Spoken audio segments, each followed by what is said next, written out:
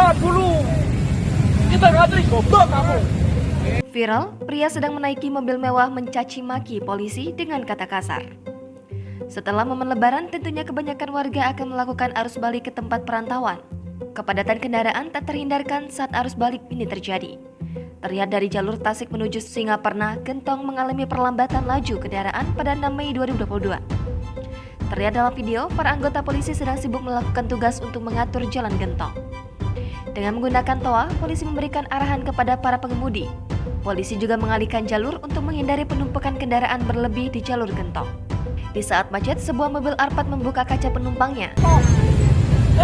Suruh ke sana goblok kamu. Suruh ke sana. Nampak ada satu pria yang ingin berkomunikasi dengan polisi. Namun bahasa dari pria itu kasar hingga mengeluarkan cacian ke polisi dengan kata-kata goblok. Polisi, suruh ke sana, kita ngantri. Suruh ke sana dulu. Kita ngantri goblok kamu. Pria berbaju hitam itu juga menyuruh ke arah berlawanan dari jalur dia. Dengan teriak-teriak mencaci maki polisi, ia juga menunjuk dengan tangannya. Hal tak terpuji itu juga diucapkannya berulang kali. Namun, anggota polisi tersebut tidak terlalu menghiraukannya.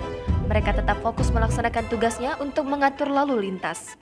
Video tersebut mendapat banyak komentar negatif dari netizen.